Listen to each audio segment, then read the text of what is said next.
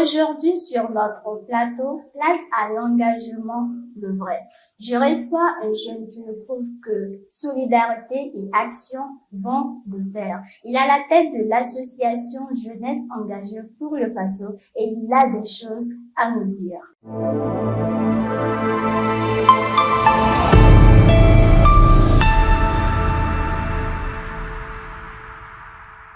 Ramdé, comment tu vas?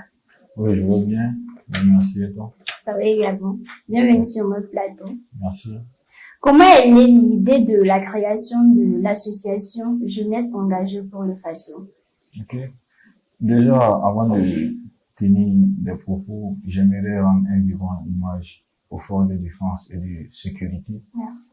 Qui se battent jour et nuit pour la sauvegarde de notre pays. D'accord. Ok, je suis Mohamed Ramdé, comme vous avez dit. Et l'idée de créer l'association Jeunesse engagée pour le Faso est née pendant que je faisais mes études au Sénégal. Au Sénégal? Oui. D'accord. Et j'étais là-bas.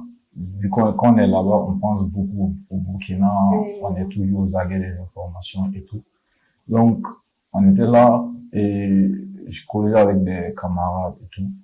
On critiquait beaucoup la gouvernance et tout. D'accord. Donc bon, je me suis assis et puis je me suis dit que, mais pourquoi ne pas quitter la phase de critique tout le temps, critiquer et ne pas être en action. Donc c'est dans ce sens que je me suis dit, mais pourquoi pas faire aussi des choses, au lieu de quitter, d'être spectateur, il faut être acteur aussi pour le développement de nos pays. C'est comme ça que j'ai discuté avec quelques amis avec qui nous sommes dans le bureau actuellement. Et ils m'ont encouragé et on allait ensemble jusqu'à présent.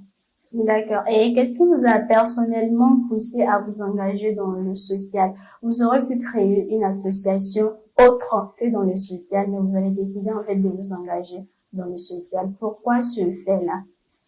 Dans le social, parce que actuellement au Burkina, vu la situation du pays actuellement, c'est difficile de même rouler même sans voir les personnes qui ont été déplacées, qui sont, quand on les appelle déplacés internes actuellement.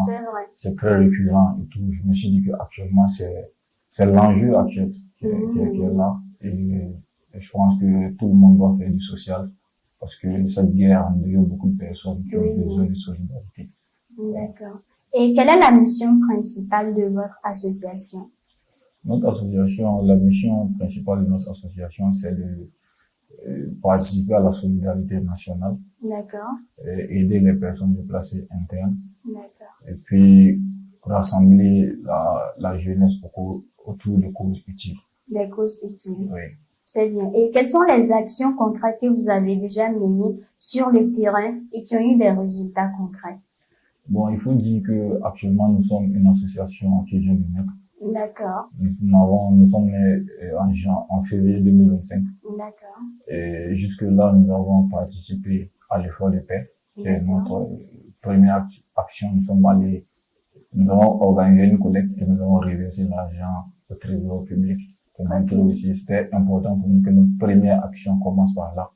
Parce que la demande actuelle est grande et tout le monde doit contribuer pour que la guerre cesse. Donc c'est dans ce sens que nous avons fait cela. D'accord. Et j'ai remarqué également que pendant le Ramadan, vous êtes sortis dans la rue, vous avez distribué des vivres, de la nourriture aux passants. Qu'est-ce qui a suscité cet état de fait-là?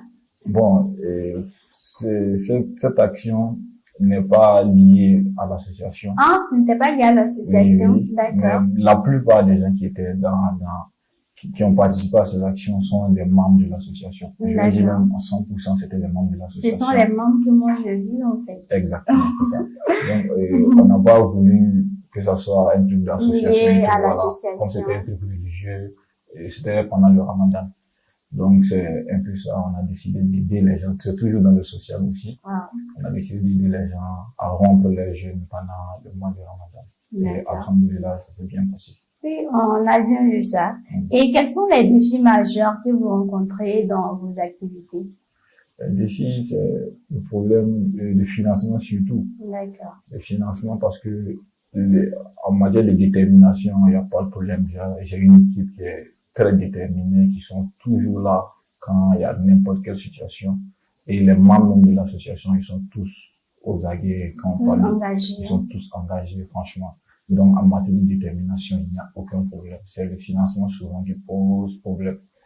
Et actuellement, on n'a pas de partenaire majeur. C'est aussi une occasion aussi pour demander aux gens qui peuvent nous accompagner que nous sommes là et nous sommes ouverts aussi.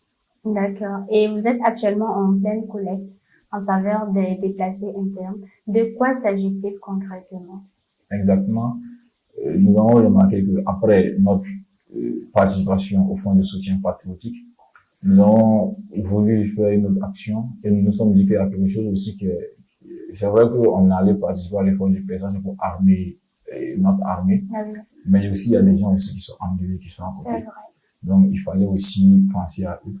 C'est comme ça que nous avons fait des enquêtes et nous nous sommes rendus compte que la zone, bon, il y a une zone qui est assez touchée et il y a beaucoup de déplacés. C'est pourquoi nous avons choisi Kaya pour aller et montrer notre solidarité à ces personnes qui sont, qu'on appelle déplacés internes aujourd'hui. D'accord. Et quels sont les types de dons que vous sollicitez à avoir et comment la population peut y contribuer? Nous acceptons tout, en tout cas, que ce soit les vivres, en nature, les vêtements et tout. Actuellement, les gens, ils font le mieux qu'ils peuvent pour nous soutenir et puis on les remercie, quoi. D'accord. Oui. Et tout de suite, vous avez dit que vous n'avez pas de partenaire pour le moment. Est-ce que vous êtes allé vers des structures pour demander des partenariats et tout?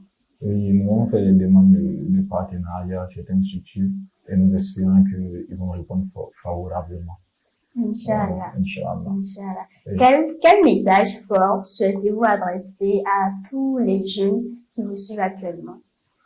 Le message que j'aimerais adresser aux jeunes qui nous suivent, c'est de quitter l'attentisme, quoi. C'est être là et puis attendre des autres, attendre du gouvernement, attendre des ministres, attendre que c'est eux qui font le Burkina Faso. Quitter cette zone-là et venir vers l'action, en fait. Quitter spectateur pour être acteur.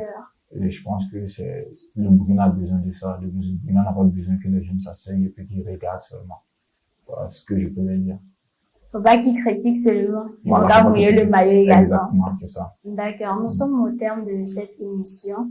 Pour les collectes, est-ce qu'il y a un numéro à contacter? Oui, il y a un numéro. Il y a le numéro du président de la trésorière. D'accord. Le numéro qu'ils peuvent contacter, c'est le 57 17 75 15 ou bien le 60 56 15 66.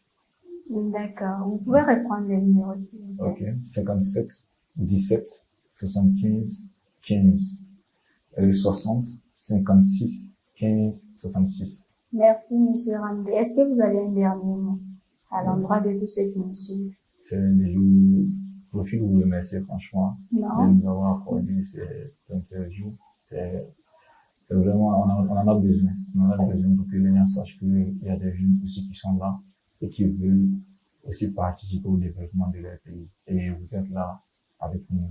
Franchement, merci beaucoup. C'est tout ce que je peux vous dire. D'accord. Oui. Merci à vous d'avoir répondu présent à notre invitation. Merci beaucoup. Quant à moi, je vous donne rendez-vous pour une prochaine émission. D'ici là, portez-vous bien. Bye bye.